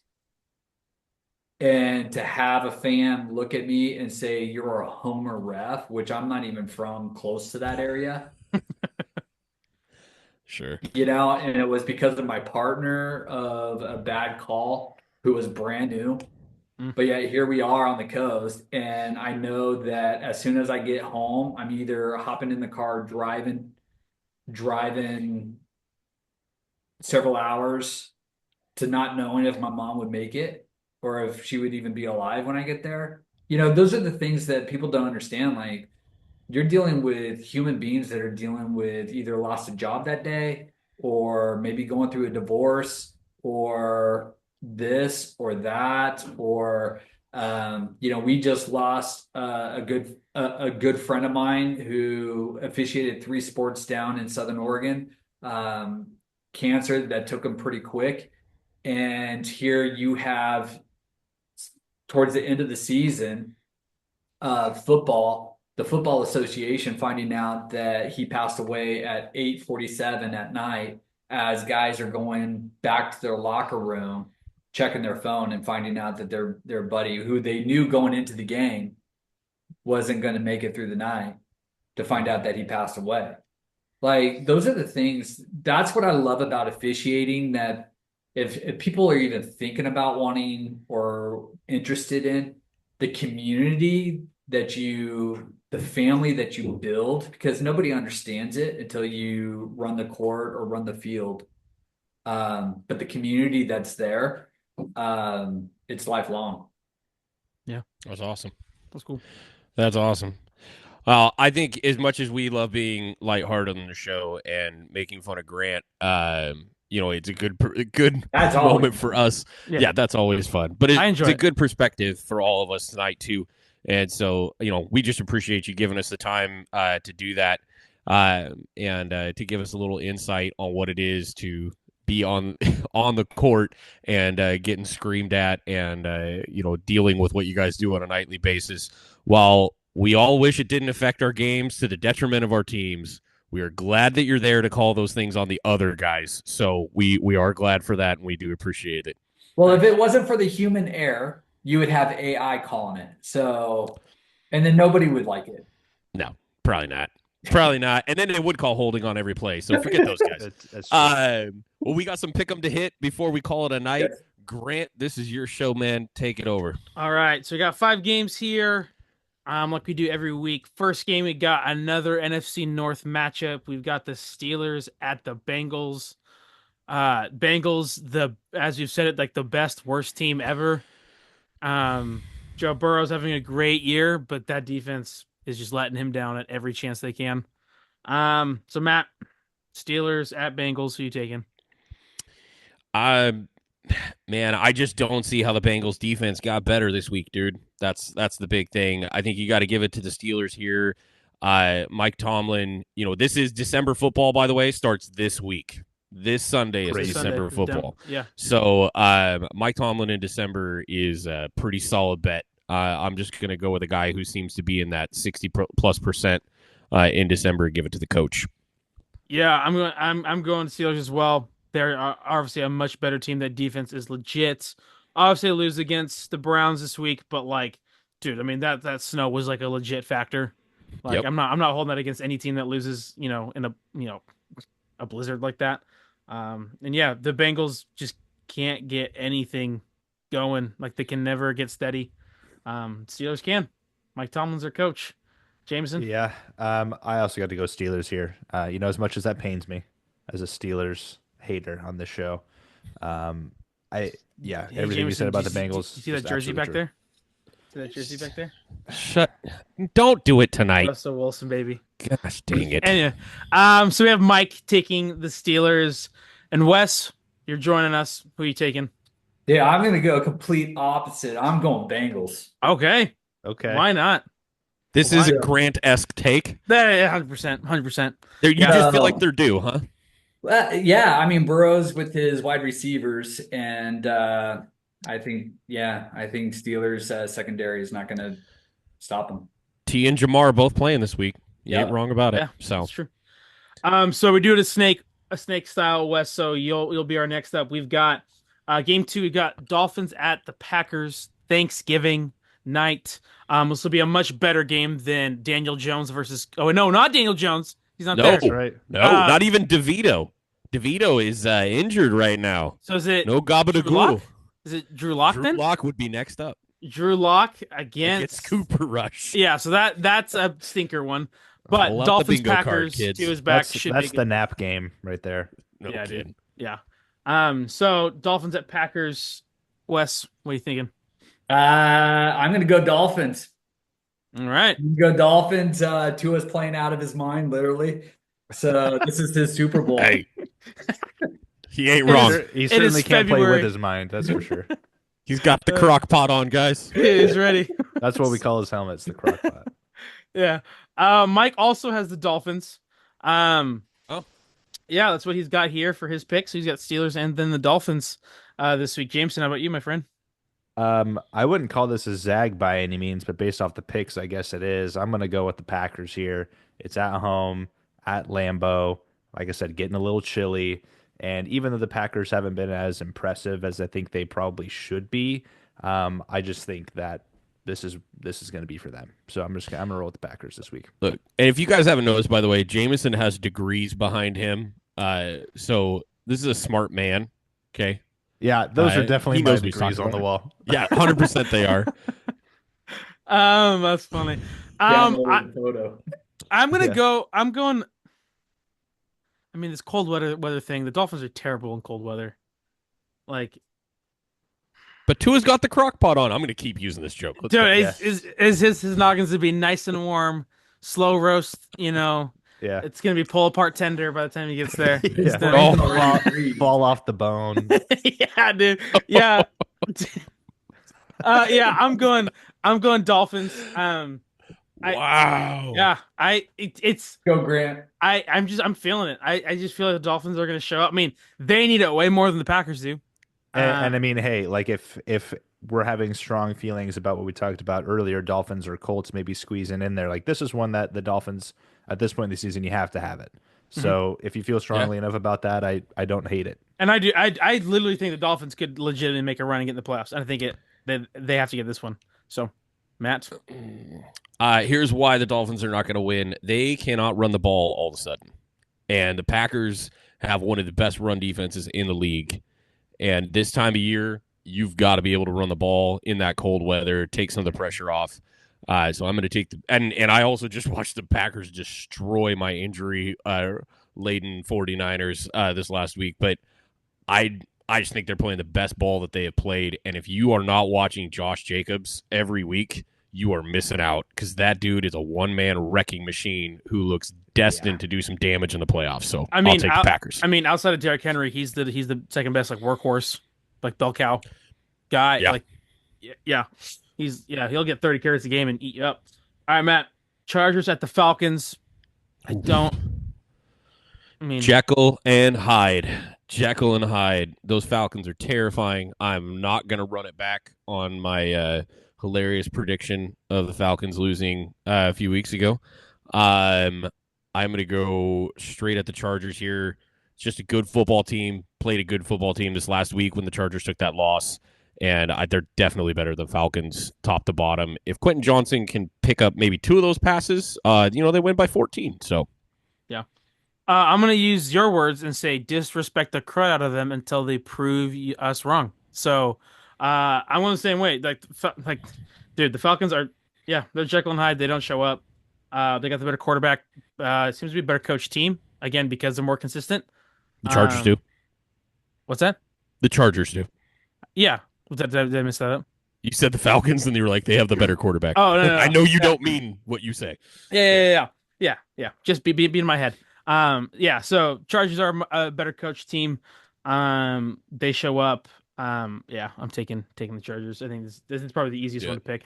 Yeah, I am also going to go Chargers here. I'm not going to, belabor the point. I'm just going to get right to it. I just think how they're set up, they don't always win games, but they're just designed to like win games. They're not blowing anybody out. They're not putting up any fancy scores. They're just going to get it done. So I expect them to get it done. Mike is the same. He is leaning Chargers. Wes, how about you? Chargers. They're going to spread that offense, sweep. and Herbert's going to have a heck of a game. Yeah. All right. So then we'll stick with you, Wes. Game 4 we've got this week. We got the Rams at the Saints. Yeah, I am definitely, looking at the Rams. That's right. That's right. Yeah. So that was for you, Jamison. But yeah, Rams. Yeah, Matthew Stafford at the helm. So I trust it. Yeah. Mike has also got the Rams. Jamison. It's the Let's Oh my Rams. gosh, I can't wait. I'm unplugging my mic see. for Let's this. see. Let's see it. It's the Rams. I think we should have Havenstein back this week as well on the offensive line. Which as soon as we started getting some of our other guys back, he left. So it was offensive line's kind of been up in the air. I expect that to be a little bit more solid. It's also the Saints. If there's one team that I maybe hate more than the rival teams in the NFC West and the Steelers, it's probably the Saints. Again, that's a tried and true here for me on the show is ducking anything good for the Saints. You don't just get lost. But it's also the first of many must wins for the Rams, where I don't think the Saints are really feeling that. So I think we're gonna basically put it all out there to get this win. So we're rolling Rams, baby. If we don't, we're cooked, I fear. So Yeah. I'm gonna put it this way. Bryce Young beat the Saints. Rams all the way. yeah. Matthew Yep. Stafford a little bit better than Bryce Young, I think. Yeah. Derek Carr is yeah. Seems like a nice guy. One of the quarterbacks of all time. Yeah. He's one of them. Seems like a really nice guy, but yeah. Yeah. Yeah, Matt, let's see if are you gonna swing any different. I was just gonna say I mean, I don't have a Hayden Stein reference to pull out because I, honest to God, had no idea who that was until like 2 seconds ago. But there's no reason not to pick the Rams here. I understand that the Saints have won some games, maybe that they shouldn't, being real. But yeah, we're just gonna go Rams. Okay. All right, Matt. Now this is the game of the week. Two heavyweights. You've got another battle of the birds here. You've got the Eagles at the Ravens, two teams that identity is very similar. Win a lot of games, winning them decidedly, stomping some teams. Bro, this is straight up the hardest game of the week by far. Everybody wants to see this game. Could this not be Thanksgiving? Can we not? Yeah, can we not have Cowboys Giants? Seriously, let's just sub it out. Let's do let's do the thing. Yeah, I'm done with the Cowboys. Oh yeah, well that's not new on this show. I mean, even their roof is collapsing, killing fans. Attempted, allegedly. Sorry, Matt. Am I cutting out real bad? Yeah, you were. So here, I will go, and then maybe Matt will figure stuff out. Hold on. Listen, this I am picking am I good right now? I apologize, guys. No. Matt. Yeah. You go. I'll figure it out. Yeah.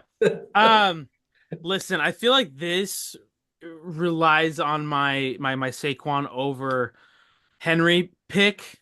So I'm going the Eagles. I do think this team is more like they're even in a lot of ways, but in terms of what they're both doing, record wise, stuff like that. But the Eagles have a better roster. So like they've got better weapons on the outside. Zay Flowers is good, but it's not AJ Brown, it's not Devontae Smith. Like both those guys would be the number ones on the Ravens. I think the way they're winning is sustainable. Jalen Hurts not throwing, doesn't need to throw across the yard. They're up 15, 20 times. Let's take one carry the rock. So I'm going the Eagles. Jamison? Yeah, see, my thing with that is the Ravens can do that exact thing you just said, but then also can throw it across the yard. And as talented as the Eagles are, I don't necessarily, I haven't necessarily been the biggest Harbaugh guy on this show either, with some of the things I've seen with the Ravens, but I'm certainly not a Sirianni guy. So if I'm looking at, where can we find an edge here and there, I would give Harbaugh, the upper leg in that regard. Obviously, I think Lamar is the better quarterback here, better skill players overall on the Eagles, but I do think that ultimately this game being played in Baltimore is a pretty big deal. And so I'm going to kind of give the coin toss to the Ravens here.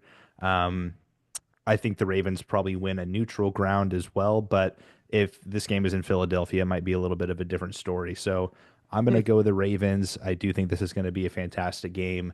This could very much be, the game that we saw last year where it was Ravens Niners, and it was kind of like, okay, the battle for the MVP conversation at this point in the season kind of goes through this game, and I think that still remains true here. But ultimately, I'm going to lean Ravens. Okay. Mike is taking the Eagles in this one. So Wes, we will. You are next. Eagles and Ravens. I like everything that everybody has said about both teams. One thing that we haven't talked about is the Eagles' defense. And, Lamar Jackson definitely is a killer of a quarterback and can run and is unique. But I think the Eagles' defense is going to stop them. And I will just say it'll come down to a referee call. Oh, yeah. It's gotta. That's right. That's good. Here, I'm gonna go a no call or a call. Like, it'll be a pass interference call. Okay, like a big third or fourth down type of thing. Yeah, so good. All right. I think I can jump in here just on audio. I apologize for my video. Oopsie. I love what Wes just said. I hope that's what happens. I hope be the ultimate is it. Prophetic thing on this show. Oh, it would be beautiful. But I'm, this is 3 MVP candidates on the field at the same time. I'm glad we started the show talking about them. Honestly, was not thinking about the fact that we were going to end the show discussing them. Mm-hmm. So I'm just excited for great football, but I genuinely do believe actually what Wes just said. I think that the Eagles defense has been top tier and is top tier in the 3 categories that count when it comes to points scored against, yards per play, and turnovers. These guys get it done. You've got probably the best secondary right now in the NFL with those 2 young draft picks. With Mitchell and DeJean just slaughtering at cornerback positions. This is a team that can hold that part of it down really, really well and then just force you to use Derrick Henry a ton. I would not be shocked if they go man coverage a lot in this game and are able to stack the box quite a bit. So I'm going to go ahead and take the Eagles in a really close game. I think this is a 24-22 type scenario. And, man, I'm just excited for that one. That's going to be great football. Super Bowl matchup, maybe? I mean, it could be a preview. I'm not there with it. Lions got to be in it. But Lions are cheap. I know, but maybe. I wouldn't mind this one. I will say this real quick. Speaking of the Eagles, they do certainly have a good defense. I probably don't hold them in as high regard as some other people do, but if they can do kind of what you're talking about here on the team that does have 2 of the 3 MVP candidates on it, I think that's going to be pretty telling. So yeah, absolutely. Interesting thing to watch there. Absolutely. Yeah. Well, we'll hit it right there. That's our episode for the week. Our thanks again to our buddy Wes for coming in and having some fun with us. We'll be looking forward to our guest this next week. We'll leave that as a surprise for the moment. But it's been a long time coming on that one, so I'll be super pumped if we're able to get them in. We just hope that you guys have an incredible Thanksgiving. Load up on that turkey. Get ready for that night game. Chicken's better than turkey, by the way. We're just gotta shut the up yearly for the thing. last time. We're not having this conversation again. Dang it! We're trying to wrap up here. If you could see the anger on my face when he said it. No, I all I see is Matt, M-A-T-T. Yeah. That's all I see. You're welcome. But anyway, no, we're super pumped for this weekend. Have a great football weekend. I hope your team wins unless they're playing mine, and they're called the Seahawks or the Cowboys. But have an amazing weekend, and we will be back with you next week to wrap up Week 13 of the NFL season. Peace.